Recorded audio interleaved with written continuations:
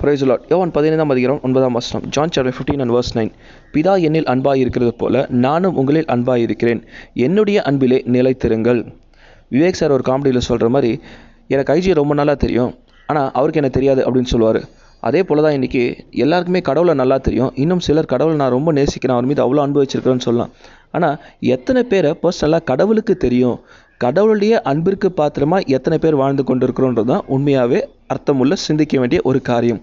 ஏன்னா நம்ம கடவுளை நேசிக்கிறோமான்றதை விட கடவுள் நேசிக்கிற அளவுக்கு நம்ம வாழ்கிற மட்டும் தான் முக்கியம்.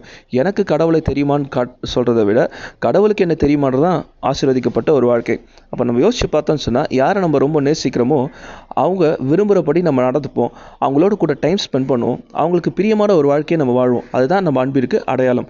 அப்போ நான் உண்மையாகவே கடவுளை நேசிக்கிறேன்னு சொன்னால் கடவுளோட கூட நிறைய டைம் ஸ்பெண்ட் பண்ணோம், அவரோட கூட ஜபத்தில் நம்ம டைம் ஸ்பெண்ட் பண்ணுறோன்னு சொன்னால் அது அவருக்கு பிரியமான வாழ்க்கை. அதே போல் அவருடைய வார்த்தைகள் நம்ம கேட்குற போல் அந்த பைபிளில் இருக்கிற வசனங்கள், அவர் சொல்லிய காரியங்கள்லாம் நம்ம கேட்பது மாத்திரம் இல்லை, அதன்படி அவருக்கு பிரியமான ஒரு வாழ்க்கையை நம்ம வாழ்வோம்னு சொன்னால் நிச்சயமாக நம்ம கடவுளை நேசிக்கிறதை காட்டிலும் அவர் நம்மீது அளவற்று அன்பு வைக்கிறவராக இருக்கிறாரு. அப்போ நம்ம உண்மையாகவே இந்த வசனம் சொல்கிறது போல் இயேசு கிறிஸ்து பிதாவோட அன்பிற்கு பாத்திரமாய் அவர் விரும்பினபடி ஒரு நல்ல வாழ்க்கையை வாழ்ந்தார்.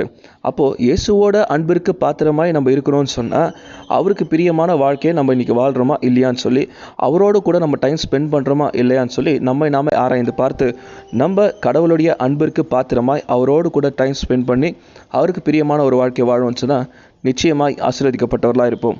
தேங்க்யூ. God bless you.